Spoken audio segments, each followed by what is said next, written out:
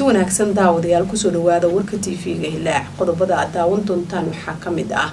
gudoomiyaha golaha shacabka ayaa shir gudoomiye kulanka golaha guud ee baarlamaanka Soomaaliya Mareykanka ayaa ka hadlay weerarkii lagu dilay saraakiil ka tirsan Imaaraadka oo Muqdisho ka dhacay gudoonka golaha shacabka ayaa ka tacsiyay weerarkii lagu dilay saraakiil ka tirsan Imaaraadka oo ka dhacay magaalada Muqdisho Imaaraadka Carabta ayaa waxa ay ka hadleen saraakiishii looga dilay magaalada Muqdisho guddiga joogtada aqalka sare ayaa warbixin ka dhageystay gudoonka aqalka sare qarax iyo dilal ayaa ka dhacay magaalada Boosaaso ee xarunta gobolka Bari